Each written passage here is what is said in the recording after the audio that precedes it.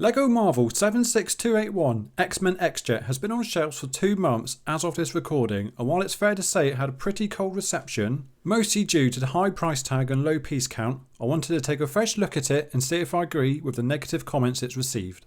I was lucky enough to purchase this set with a reasonable discount of 22%, bringing it down to £58. Although I will keep the original price tag of $74.99 at the back of my mind during this review. However, it will be interesting to see if any aspects of this set feel better or slightly more positive with the reduced cost included. Does the X and X-Men really stand for expensive? Let's find out. Inside you'll find 4 minifigures with Cyclops, Magneto, Rogue and Wolverine. Cyclops has his classic X-Men 97 outfit with the yellow contrasting really well against the blue on the front and back of the torso. You'll also find 2 face prints, albeit with very minor differences between them. The solid blue legs really let this figure down though, as LEGO should have gone for dual moulded legs to include his yellow boots. Magneto is my least favourite figure in this set. Despite being based off X-Men 97, it's apparent LEGO have used his newer appearance as seen in the Disney Plus show as their source material. Which isn't a bad thing, but even so, this figure still has the wrong colour body and no dual moulded arms for his dark purple gloves. Not even the purple cape and the 2 face prints can save this minifigure. Hopefully, the rumoured X Mansion will include a much better classic Magneto. Thankfully, the Rogue minifigure is much better. I'm so glad LEGO actually printed her suit onto the legs. Although, my only criticism would be the tones of yellow don't quite match up from the torso down to the legs. Despite that, the hairpiece looks really great and I actually prefer this white highlight over the source material design. And finally, there's 2 face prints, both with green headbands included.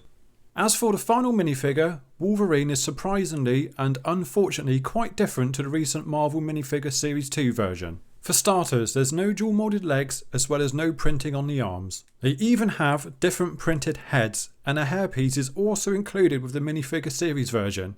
While the yellow is understandably much more vivid on the Marvel Series 2 version because of the use of dual moulded legs instead of a print. I can understand why LEGO wanted to keep this version a bit more exclusive within the minifigure series, but considering these were only released in September, couldn't they have kept producing these a little longer and included a much better version in this set? Overall, these minifigures are good inclusions with 2 near perfect characters, Cyclops and Rogue. Although I would personally expect a lot less flaws in a set priced as high as this. It's not all doom and gloom though, as I actually really enjoyed the main build. With 359 pieces spread across 4 bags, the end result is a very smooth, sleek and sharp looking X-Jet. It's worth saying that a handful of pieces included are quite large, with these 3 dark blue hull parts, the transparent red and dark blue cockpits, as well as these 2 dark blue wings and various different sloped bricks used throughout. Opening the front cockpit will reveal 2 seats, the clever use of a bucket handle for the controls, as well as a sticker for the centre console targeting Magneto. Then there's 2 more stickers at the sides for these 2 control panels. Moving to the rear cockpit, you'll find a similar layout with 2 more seats, 2 more stickers for these control panels at the sides, and another centre console, this time with a sticker showing the X-Jet with a blue transparent screen in front of it. The stickers don't stop here though, with more to be found outside. There's 1 on each side in between the 2 cockpits, 1 at the bottom of this dark blue piece, 2 more can be found at the rear, 1 on each wing, and finally there's 2 hazard strips underneath around these stud shooters. Overall, there are 13 stickers in this set and not a single printed piece, which is a bit of a shame considering the price you'll pay. If we continue towards the rear, you'll find these 2 storage boxes which can hold extra studs or Wolverine's claws. These aren't fixed in place and instead simply slide in and out for a snug fit that won't fall out when swishing the jet around. At the rear, there are some tiles to help continue the smooth appearance, although these 2 Technic pieces which hold the wings in place are quite noticeable with these studs on show. Not that I mind too much, as it's actually nice to see some studs on show and it helps you place some minifigures when playing or displaying. The wings at the rear look so good with these big engines, and these smaller yellow dishes really stand out against the blue. The 2 large wings are both capped off with these 4 pointed tiles, as well as this transparent yellow piece in the middle. The 2 smaller wings are hinged in place with these clips to help achieve some nice angles, while more clips are used underneath on these 2 spring-loaded missiles. There's not a lot going on at the back, but I do love the overall shape you get when looking at all these different angles around the wings, and I actually quite like being able to see all the way through the engines. Looking down, I love how the outline just flows around the shape of the jet with this overhanging plinth detail. It really helps give this jet a sleek and stealthy feel to it, right up to the pointed tip at the front. And finally, there's this hinged spotlight underneath with 2 stud shooters which fire like so. Altogether, it's a fairly decent sized build, and I'll try to show this by comparing it with some similar price sets. At first glance, the similar sizes between the 3 sets do make me think that they'd all be within the same price bracket. Ahsoka Tano's T6 Jedi Shuttle at $64.99 with 601 pieces, and Brachiosaurus Discovery at $74.99 with 512 pieces.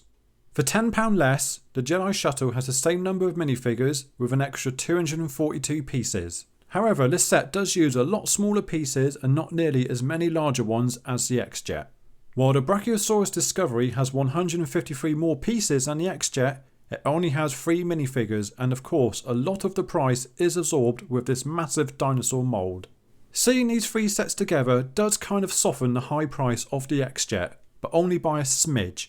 In the end, after waiting nearly 10 years for a remake, this set delivers and improves on its predecessor, but only just. While the minifigures aren't the best, especially at this high price tag, I personally think they are improvements over the originals, apart from Magneto of course. If you're lucky enough to own the Wolverine from the second Marvel minifigure series, as well as Storm and Beast, then you can really start to build up a great X-Men display.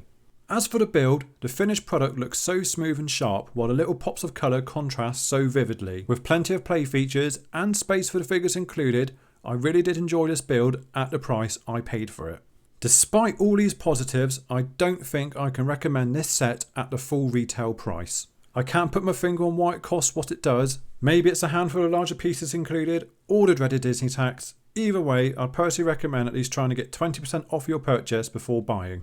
The good news is though, as it's a pretty easy to find set, I'm sure we'll see some bigger deals on this very soon. If you like this video, then you'll probably enjoy my reviews for other LEGO Marvel sets released this year. I'd also be extremely grateful if you would consider liking and subscribing to the channel, as your support is really appreciated. Thanks for watching, take care, and see you again soon.